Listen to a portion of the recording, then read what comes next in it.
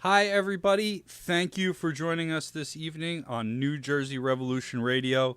We're on the web at www.njrevolutionradio.com, as well as all the podcast formats. We've got on iTunes, Stitcher, Google Play, iHeartRadio, and a few others that I'm probably forgetting right now. If you would like to sponsor New Jersey Revolution Radio, you can go to the web, www.njrevolutionradio.com/make a contribution, or click on the Make a Contribution link from the homepage and give us a few dollars. We are running a GoFundMe right now. And one last announcement before we get into the interview tonight, which is really, really important, is we're going to have our 100th show episode, 100th show celebration in Montclair, New Jersey at the Trend Tea House.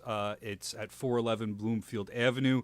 Come by. We're going to start about 7:30. We're going to do a meet and greet. You're going to meet the New Jersey Revolution Radio community, all of our content providers. I'll be there. My partner Heather will be there, and we will also do a live stream. We've got a couple of panels set up, including a panel for on a women's panel, a men's panel too. We're gonna do a What the Fuck Live, What the Fuck is going on in Trenton with some comrades, and we're going to have some fun and games along the way as well. So it's a celebration, but we are going to hammer on some serious issues.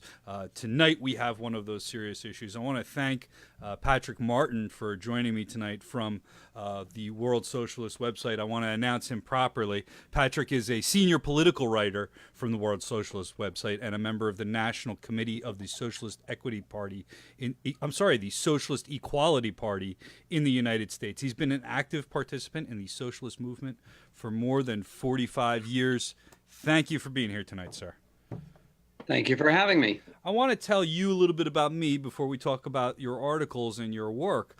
One thing is I can't stand the conspiracy theory left. I don't participate in it. What people's feelings are about vaccines, I think you should vaccinate your kids. I believe the government's story about 9/11, and when I hear the word or when I think of conspiracies, right away a whole bunch of red flags go off in my head, because I think those things turn people off to the serious issues that we face in this country. And when I first read the first article that you wrote, Mr. Martin, I was skeptical because I'm skeptical by nature, but it aligns with everything else that I'm seeing right here in New Jersey.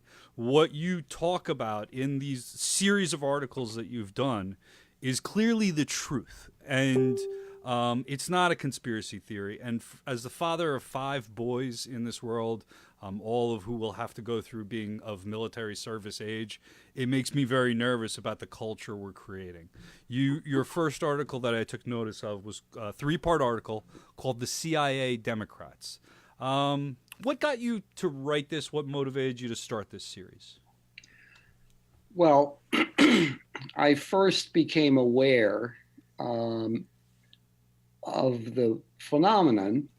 I am the person on the World Socialist website, which provides daily coverage of American and international politics and culture. I am the person who has the main responsibility for following 2-party electoral politics in the United States.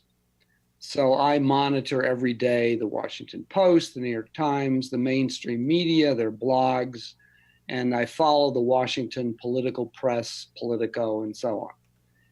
And in October, I think October of 2017, I ran across a blog entry in the Washington Post that noted that 2 CIA agents, former CIA agents, had just announced their candidacies for Congress in 2 widely separated congressional districts. One, Abigail Spanberger in the Richmond-based district in Virginia, and another, Alyssa Slotkin, running in a district near me. I live in the Detroit metropolitan area, and her district runs from just at the edge of the Detroit metro area out to Lansing. So I looked at that and I said, oh ho, this was something new. There had been a case of a Republican CIA agent who ran and won a seat in Texas. His name is Will Hurd, a couple of elections ago. But this is the first time I had seen CIA people running as Democratic candidates in the primaries. So I began to take a closer look at the candidates being promoted by the Democratic Congressional Campaign Committee, which has a program called Red to Blue, in which they selectively promote candidates in certain districts where they think either the Republican is exceptionally weak and vulnerable, or the Democrat is exceptionally strong and has a good chance to take the district. Yeah, I think and I we've all heard of noticed that program. many of the people being promoted initially in the first wave of Red to Blue had military backgrounds. So we discussed it on our editorial board and decided that we would do a systematic examination of all the Democratic candidates in competitive districts. And there were at the time, I think about 102, and that's up to 115 districts. And I went through FEC reports on their fundraising to determine who was a serious candidate.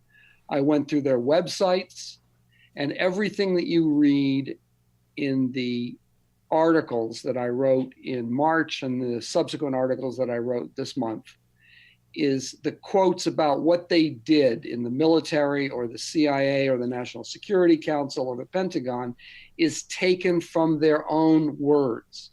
It's their own account. So there is no conspiracy theory. I agree with you. There's no secret plot to take over the Democratic Party. It's an open takeover of the Democratic Party, to at least to a certain extent. I actually happen to agree with both of your caveats. My children are vaccinated, and I don't believe that the government blew up the World Trade Center. I think it was done by Islamist terrorists. Although I would say that the relationship between the Islamist terrorists and the American government is quite a bit more complicated than is generally allowed. I would very much agree with that assessment. I think I may rephrase my quote. I don't agree. I don't believe everything the government tells me about that. So maybe I should rephrase that. But yeah, I think you hit the nail on the head. Not to go off on a tangent. You mentioned. Okay, go ahead. Please continue. Yeah. So in this exposure, we're relying on people who are not hiding their light under the bushel. Right. They are out front, proud. In most cases, I'd say in almost every case, they are using their military, intelligence, national security as their number one credential for public office. And in many of the cases, it's their only credential. Yes. I mean, Alyssa Slotkin went from a college student to the Central Intelligence Agency, to the White House, to the Pentagon, to the Director of National Intelligence, to running for Congress. There's no gaps. Now, you write that, you know, in historical terms, not only would the candidates want to disguise their connections to the spy apparatus, the CIA itself would insist, particularly for those who worked in operations rather than analysis, since exposure, even long after leaving the agency, could be portrayed as compromising sources and methods. So you're telling me that years ago, spies would run for office, but maybe they would retire for a couple of years, do some charity work or something. Whereas today, we're seeing people come straight out of this apparatus and into government? Yeah, I'm not even sure. I can't remember a precedent for an actual Central Intelligence agent running for public office. Before Will Hurd, I don't know of any. I mean, George Bush, but he was a politician before he became the CIA director. That's a bit different case. It used to be, of course, very traditional. The Congress used to be full of World War II veterans. Right. That hardly has the same character because that was a mass army. And military service was the common experience of virtually every male who could walk in the United States, who was of age in the 40s. Right. And even into the 50s, 60s, and 70s, you had a draft. Yes. But now you have a specialized, highly selective volunteer army. Perhaps 1 or 2% of the population serves in the military. So to have 10, 20, 30, or 40% of Congress being drawn from that 1% that served voluntarily is something new in American history. That is new. it is dangerous, and it is showing a level of audacity that an imperialist country gives you. Right? There's this arrogance that goes along with being the bad guy on the block and being this imperialist country. I think that's what we are. And so we're seeing, and I'll use the example of Malinowski here in New Jersey, of bragging about their work in Libya. I mean, who the hell in their right mind would brag about destroying a peaceful country and turning it into a terrorist haven with all kinds of misery going on? Well, the kind of people are arrogant people who are endorsing basically white supremacy. And I'm seeing this model in these other campaigns. I think that's what convinced me that you're onto something, because as you stated, they're not running away from it. They're proud of it.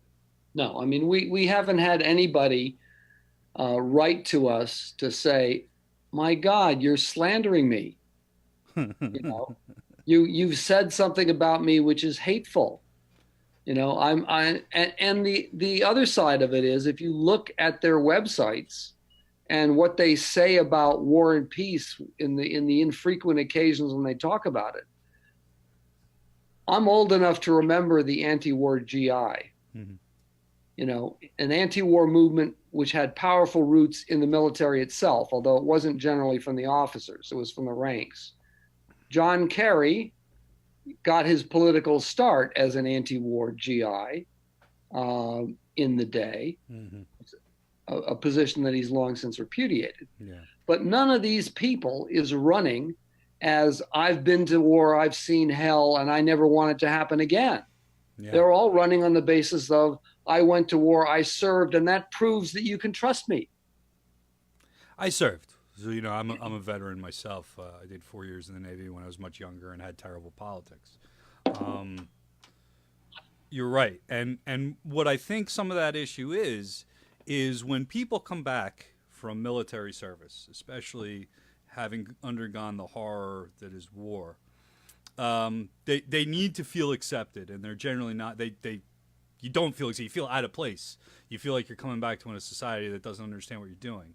And what veterans groups like the American Legion and the VFW and these right-wing organizations that support imperialism and support white supremacy, they take you in. They're there. They have a bar. You can come drink a beer for $1, and they welcome you into this community of veterans, which indoctrinates you into supporting these continued policies. And what we need to see more of is groups like Veterans for Peace, and other organizations that welcome veterans in. I think there is a bit of shunning of veterans, if you will. And we saw the same thing in Vietnam. You hear the stories of soldiers being spit on, returned to war. I can't endorse what they did. It's murder. I mean, it's not something I could feel good about. But understanding that they're victims of war as well, and trying to take them into a community that shows them that there's support in anti-war movements for them as well, may help that problem. Yeah, well, my experience, and I do go back to the Vietnam War when I was a young person, was that the anti-war people were trying to save the lives of the soldiers, and they were also trying to get the soldiers out of the war before they could become monsters. They do, because the war, in the worst cases, would turn people into what you had at My Lai and other places, which really happened. We've had you've had Abu Ghraib, you've had all sorts of atrocities, most of them unacknowledged, some of them exposed by WikiLeaks, others, but relatively little interest in the American media today compared to what there was during the Vietnam War. Yeah. In part, perhaps because the war touched more people then than wars do now. Although if you look at it cumulatively since we've been fighting wars for 25 years almost without a break, the number of people who've been damaged in American society by exposure to war is quite large. It's probably 4, 5, 6 million people by now. It's a lot. Yeah, it's something that was maybe slowly put upon us. It's like boiling the frog, right? These wars are continuing and building and getting bigger. And and the danger is that they've now shifted their perspective. They announced early this year that the national security doctrine of the United States is no longer the war on terror as the center. It's great power conflicts, which means war with nuclear countries like China and Russia is what the military is actively planning and preparing for. That's a quantum leap in terms of destructiveness, potentially, destructiveness on a planetary scale. It is. It's scary when you talk about it. Now, your initial article was intriguing enough, but just a couple of weeks ago, you released a second article, and the name of that article is "The CIA Democrats: A Balance Sheet of the Primaries." You went through all the winners in these primaries, and there's quite a few of them. There's a 30, right? Yes, there are 30 of the. Depending on how you define them, there were somewhere between 55 and 60 people who we identified as having links. The national security was their main background. Right. And about a little over half of them won. And the actual success rate was a little higher because there were a lot of what we called spy versus spy contests, where you had two different national security candidates running against each other in the primary. Like in Virginia, Spanberger's opponent, she's the CIA lady, was a Marine fighter pilot. So you got your choice, Dan Ward or Abigail Spanberger. And Spanberger had more money and more internal support and Year of the Woman, and so she won. Wow. So some of the national security candidates were defeated, but the district is still represented in the general election by a candidate drawn from that section of the party. And it's the largest group, 30 out of in the 115 competitive districts. These are most of I think there are 4 that are Democratic districts that are marginal, that they're barely holding on, and the others are all Republican districts which they hope to take. And the polling tends to suggest that they're going to get at least half of those, which would be enough. They need 23 seats. And so it looks like the Democrats will retake Congress. But there is a local angle if you want to go to that. There is, and we want to talk about of course, this is New Jersey Revolution Radio, and just so you know, the gimmick, if you will, because it's not very serious, is that we want to form a communist state right here in New Jersey and then expand outward. So it's like we want to form Cuba here in New Jersey, experiment with communism, and then spread it out to the rest of the United States. I don't know if that was really Trotsky or anybody's plan, but we're giving it a shot. But back to the serious matter, we do have 4 candidates here who I only thought we had 3, but you told me that all 4 of these candidates have some type of military background or foreign policy involved in imperialism. And I'd like to go down the list with you and just kind of talk a little bit about each one and what their background is. Do you have a preference with who you'd like to start with? Do you want to do it numerically, or do you want to do it in order of how you don't like them? Let's save the one I hate, the one I really, really don't like for last. How's that sound? All right, that's fine. So why don't we start with Andy Kim? All right, Andy Kim is he's running in the 3rd district against Tom MacArthur. It's considered a toss-up at this point. He has bucket loads of money, which is pretty amazing, given that he has no political record. And he didn't have serious opposition in the primary.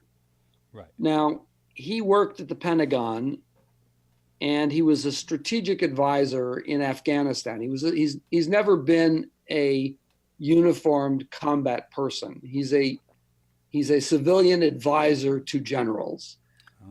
He advised David Petraeus and John Allen while he was in Kabul. How do you get that job? I'd like to get that job and tell him to stop fucking killing people. And he then came back to Washington and was on the National Security Council under Obama. And for 2 years, he was Obama's director for Iraq, which is a pretty responsible position when you think about it. Yeah. That's one of the main wars that the United States is engaged in. Now, he left when Obama left the White House. And, he's from that area in New Jersey, and he almost immediately went back and set up shop as a candidate for Congress. The thing that I find the most interesting about his candidacy is that if you look at his website, he has no foreign policy. There's no mention of foreign policy as an issue on his site. He does have a reference to veterans and to making sure that veterans get adequate care. But he doesn't share with the voters of the 3rd Congressional District what his experiences managing wars in Iraq and Afghanistan have led him to think about foreign policy, which leads you to believe that he doesn't want them to know. It's a subject better left unsaid. He's hoping to win his seat based upon the backlash against the right-wing Republicans. MacArthur is prominently identified with the attempt to repeal Obamacare. He's a multimillionaire who basically bought his seat. And it's not clear that he'll win. But if he wins, this is Andy Kim, he will be a blank slate as far as foreign policy. He hasn't told the people of New Jersey, I will never send your sons. I've learned my lesson from Iraq. I've learned my lesson from Afghanistan. One can only conclude that the lesson that he learned was what he was doing while he was there, which is to fight these wars as viciously as possible. I'm interested to hear with the other candidates, but it seems to be this is a guy who sent people off to die rather than risk his own life. Yeah, he was, I don't know his area of expertise within the cadre of civilian advisors of the Pentagon. I don't know if he was advising on, managing the civilian government in Afghanistan or the population. I just don't, that's not indicated. Okay. But it's not one of the more attractive features of someone that they were involved in something where thousands of people died on both sides. Conclusions from it. Him, like all the other candidates we're going to talk about, has not taken any stand for peace. And we just had a rally here in Toms River, which is in Andy Kim's district. He was invited. It was for peace. It was to speak out against war, something I really think any decent human being should do. Andy Kim chose not to show up and not even to respond to the organizers' invitation. So it gives you an idea that they're going to run away from this issue unless we start to show them that the working class in the state cares about war and that it's something that they need to address.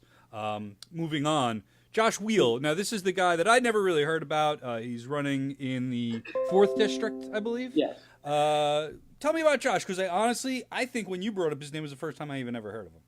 Well, he's not a, how to put it? He's not high on the political radar screen because of the nature of the district. Running in the 4th district against Christopher Smith, who's been in Congress for 40 years or 38 years. It's the most upscale district in New Jersey, which is saying something. Yes. And it's always been Republican. However, the district he is getting funding.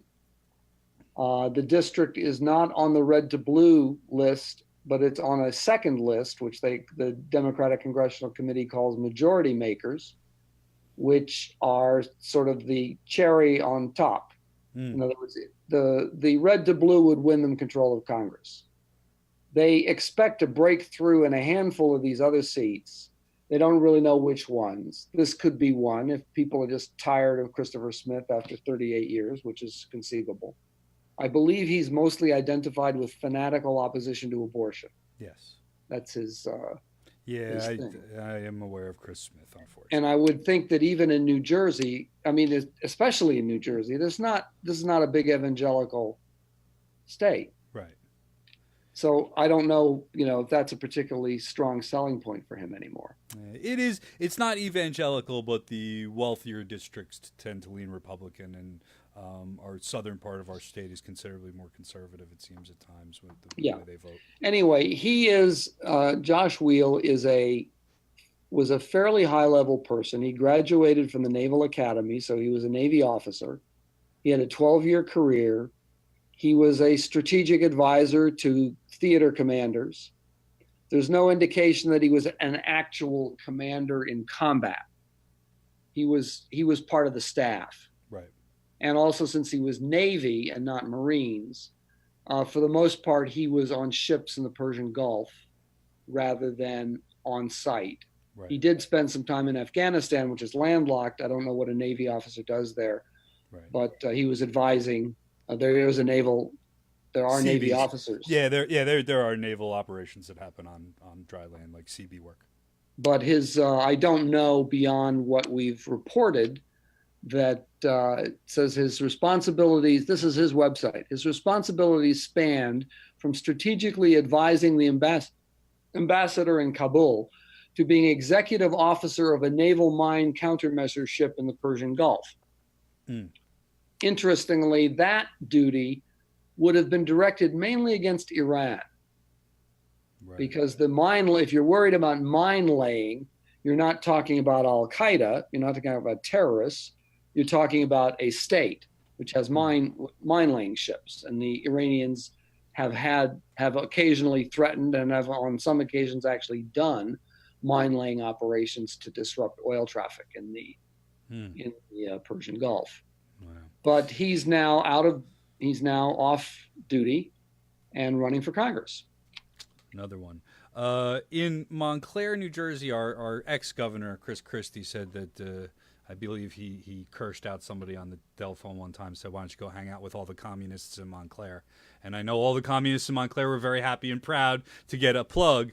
But this next candidate, she comes from Montclair. Unfortunately, I do not believe that she's a communist. I would probably be rooting for her if I was. But Mikey Sherrill is a female helicopter pilot. Yes. So I think there was, I did read another article, I don't know that you wrote it, that there was special attention given to trying to attract female veterans as part of making sure that the party was staying diverse. Well, yes, it is noticeable. Yeah, the Democratic Party has nominated, I think, well over 200 women.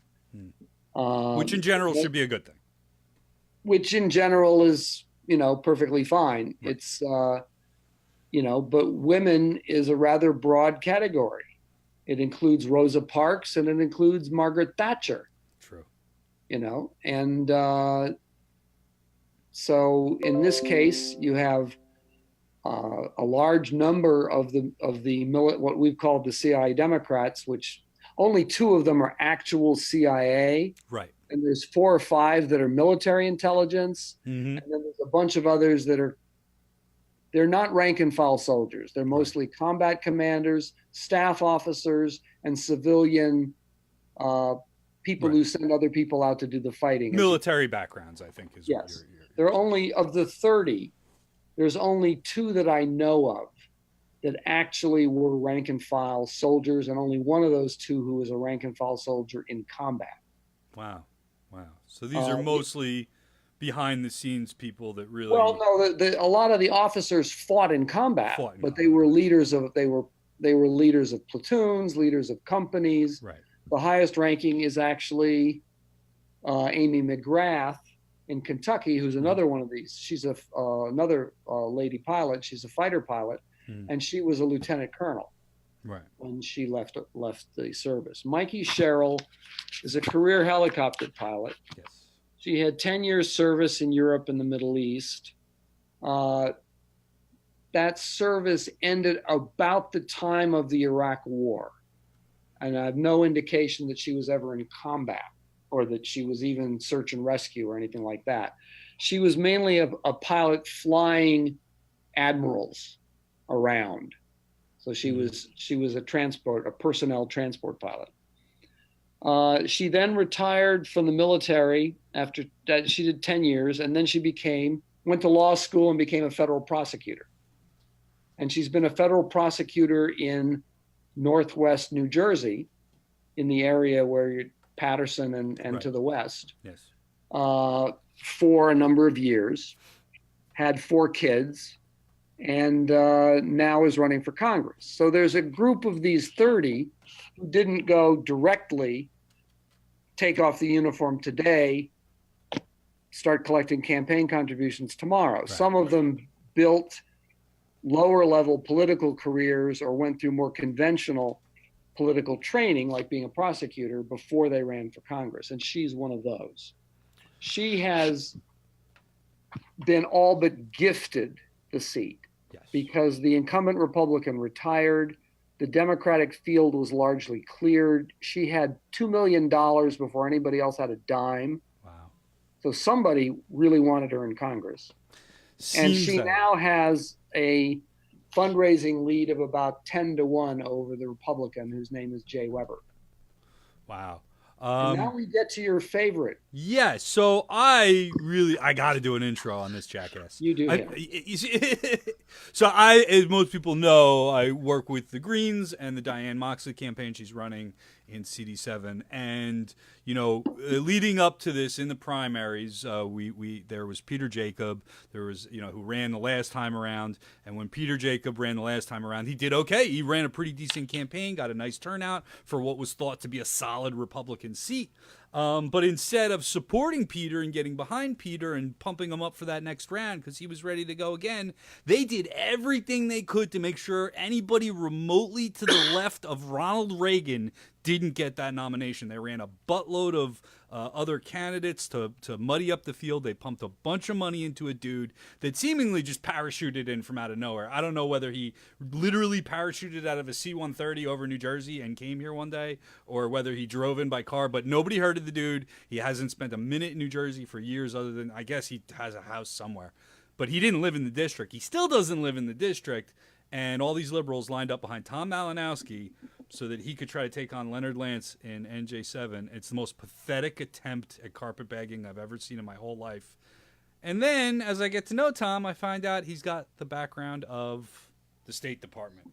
And that's where you take over and tell us about Tom Malinowski, my buddy. Well, Tom Malinowski has a resume which is very misleading, because he's presented as a great advocate of human rights because he headed the Washington office of Human Rights Watch for 13 years. Yes. However, both before and after that period of time, he was working very closely with the American State Department, an association which, in my opinion, didn't change when he became the American representative, when he became the head of the American Office of Human Rights Watch. Because Human Rights Watch is fairly notorious for having antennae for the atrocities committed by governments that the United States government doesn't like, and for ignoring atrocities committed by governments that the United States government is allied with. It's very selective in its outrage over human rights violations. Malinowski got his political start as an aide to Senator Daniel Patrick Moynihan, who's a quintessential Cold War liberal. Yep. He then went on to serve in the State Department under Bill Clinton, where he was a speechwriter. So he wrote speeches for Warren, God, can I remember his name? The lawyer who was Clinton's first Secretary of State, and then for Madeleine Albright. Oh, boy. Warren Christopher. Warren Christopher. I believe Madeleine Albright's going to show her face here in New Jersey. I just lost you. Uh-oh. Your sound. Oh, there you go. Yes, I believe Madeleine Albright will be coming to New Jersey for a fundraiser for this guy. To help him, yes, because he wrote speeches for her. So that means that when they were bombing Kosovo and Serbia, when they were bombing Iraq in 1998 and so on, when they were firing missiles into Sudan over nerve gas factories that turned out to be making animal vaccines, he was writing the speeches to justify that. So then when the Democrats lost the White House, he went to Human Rights Watch, and he stayed there. And through the first term, he did not join under Clinton for whatever reason. I think he and Clinton didn't get along. But John Kerry brought him into the State Department as Assistant Secretary in charge of human rights. So he could do at the State Department what he'd been doing through the NGO route, which was politically crucify governments that the United States government is opposed to for crimes that they committed, and giving a pass to governments like the Saudi Arabian government, which are among the worst human rights violators on the planet, but which the US government prefers to say nothing about because of their security interests and their oil interests in that region. Yeah, very much so. So now he's out of work and he came back to New Jersey, or came to New Jersey for the first time. What's noticeable is that there are 6 or 7 people with that background, people who were Clinton aides, Kerry aides, Albright aides. He's got the longest track record, along with a woman named Nancy Soderberg, who was on the National Security Council for Clinton, and then she was the deputy UN ambassador for Clinton. Mm-hmm. Went into a group called the International Crisis Group, which is another one of these human rights, pro-US human rights groups. And now she's got the congressional nomination in Florida in the 6th Congressional District. So there's a bunch of these people, and I've included them all under the category CIA Democrats because the label is more punchy. It's true. I thank you for that input. And what I'll do is, because we want to talk a little bit about what you're going through over at the World Socialist website in defending your right to be seen and heard. I want to get to that. But okay. I just want to thank you again for coming on here tonight and let people know that I really think you need to go check out the CIA Democrats and the most recent article. And you know what? Judge for yourselves. Because I am, like I stated earlier, I'm skeptical. I see this kind of stuff. I think maybe people are flying off the handle. But if you take a look at what our comrade here has written about, and start looking at these people's Twitter feeds, start looking at their Facebook pages, start looking at these things and understand that you've got a culture. It may not be a conspiracy. They may not have all gotten in a room and say, hey, we're going to take over the Congress through a military coup. Maybe that didn't happen. But the culture of imperialism, the culture of white supremacy, the culture of this horrible, violent foreign policy that the United States of America has been engaged in for my children's lifetimes and too much of mine. If I could add a contemporary aspect of this. Sure, yeah. The Democratic Party has been aligned for the last 18 months with a campaign being waged largely by the military intelligence apparatus against Trump. Yes. Trying to bring Trump down, not because he's a racist or an anti-immigrant demagogue or a fascist or an aide to Wall Street, but because he's a Russian, which is absurd.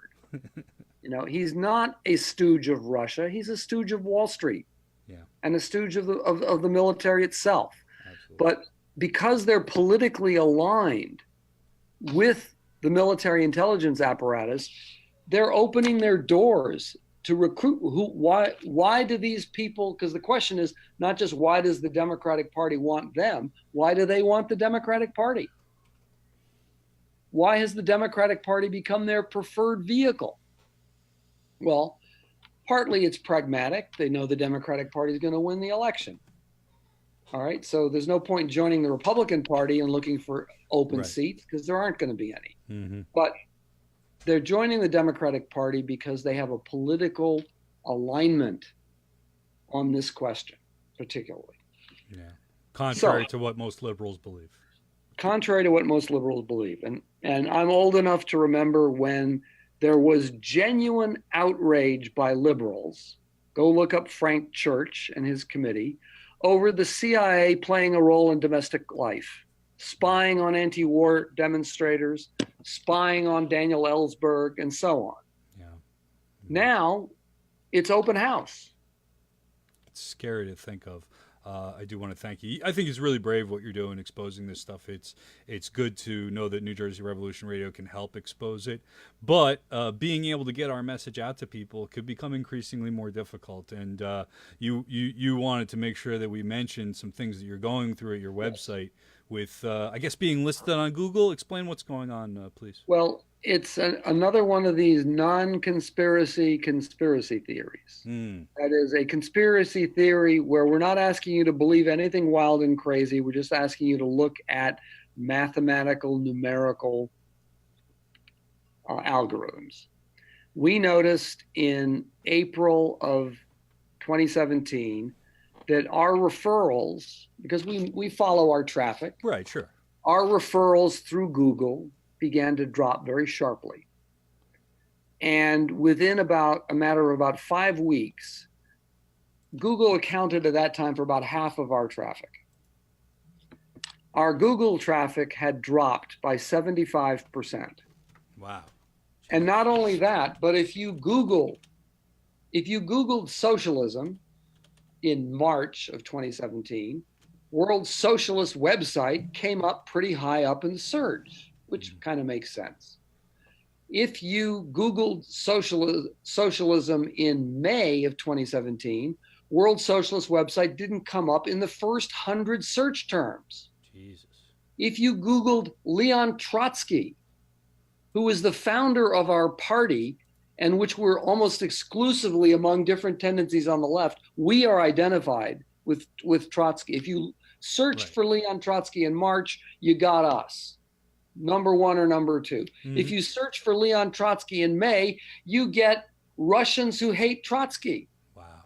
You know, you get anti-communists. You don't get the people who actually publish Trotsky's writings and think that his writings are still relevant.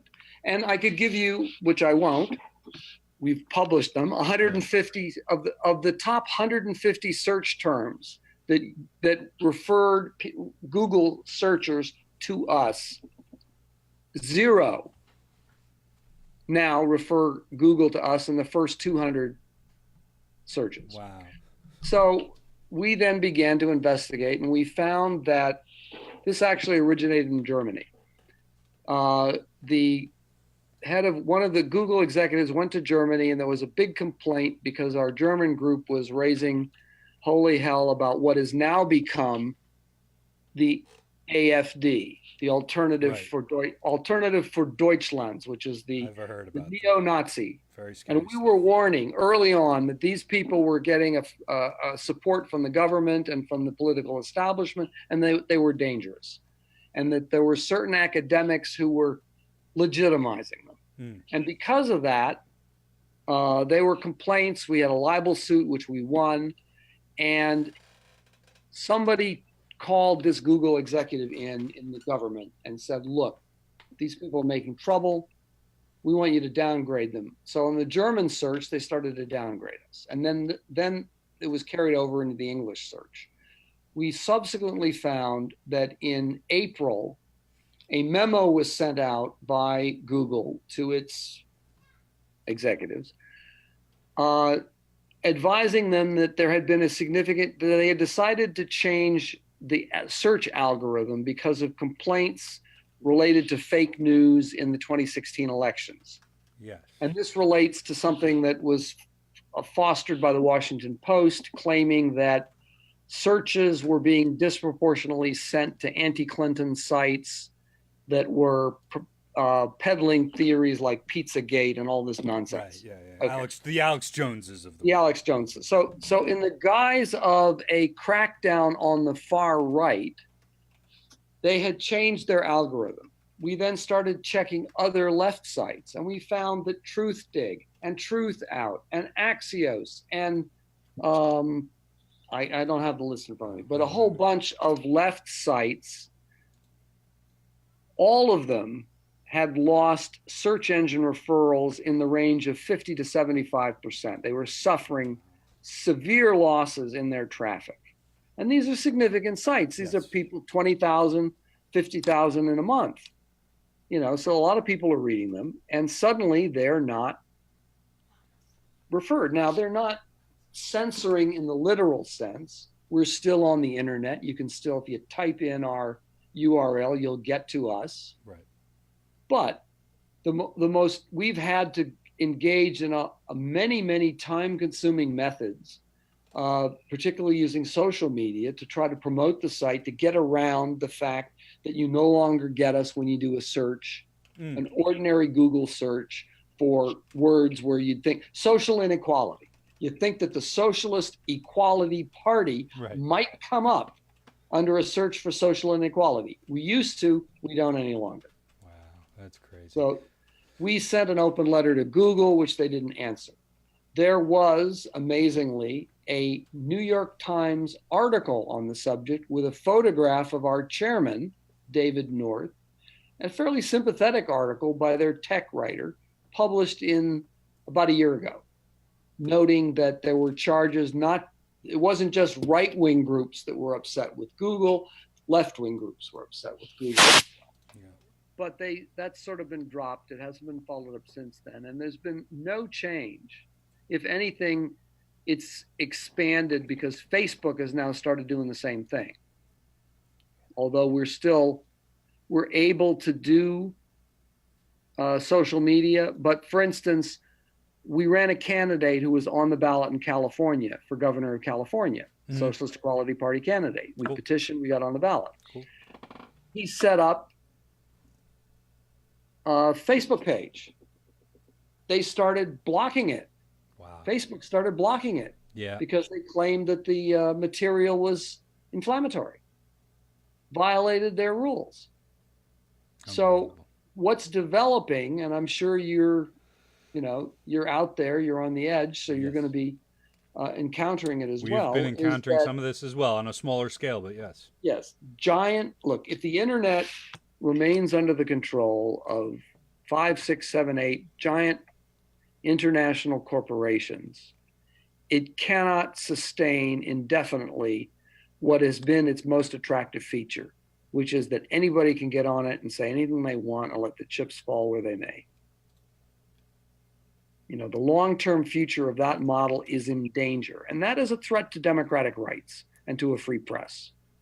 Because if you say everything has to go through the gatekeepers, like the New York, what they call they're gonna surface authoritative content. That's the Orwellian language. We are surfacing authoritative content.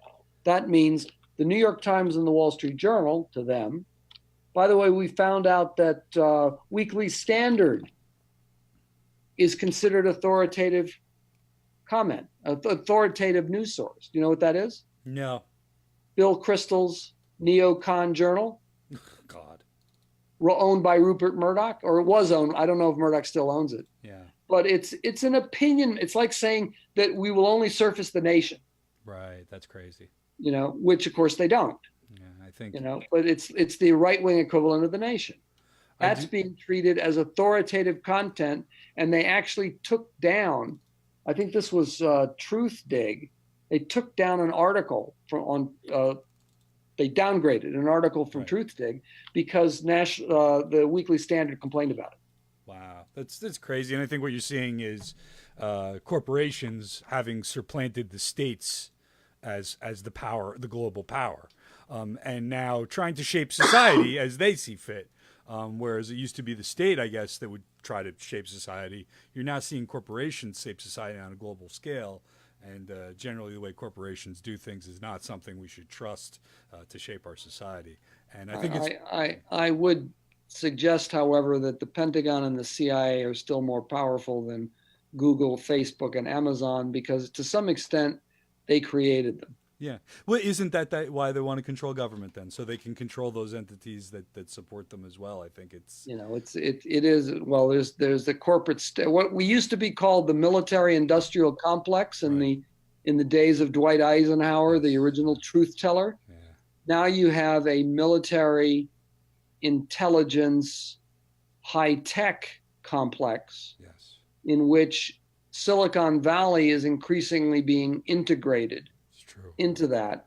And the most adamant about doing that, about subordinating and integrating all those together, are Democrats like Mark Warner, Dianne Feinstein, Adam Schiff. They're using the Russia investigation as a way of beating down the traditional separation between the press, the media, and the government. And is suggesting now that the government should basically control and regulate what appears on the internet from the standpoint of national security. I think guys like us could go on and on with all the problems that we have here. We could throw in white supremacy and the prison pipeline as well, but we don't have time for all that tonight. Patrick, I was very excited leading up to this interview. I think your work is tremendous. It educated me. It brought me along in my political development, so I want to thank you for that. I want to thank everybody out there listening on our podcast or viewing this on our live stream. Please share this with your comrades. I think this is an extraordinarily important topic, that we get educated about how our political system works. This is a significant part of it. So continue to do your research, and please support the World Socialist website. Their website, if it's not on Google, it's pretty easy to remember. It's WSWS.org. I put it in the comments a little while ago, so click on it, check them out, support them, and please give us a few dollars here at New Jersey Revolution Radio. We've got a GoFundMe. It's in the comments. It's all over the website. You can find it. Anything you can give. Leading up to our 100th episode, we want to throw a nice party for everybody, and we want to continue to produce podcasts like this that educate and agitate right here in the great state of New Jersey. Patrick, thanks again for joining me. I'll see you soon. All right, brother? Thank you. All right. Take care.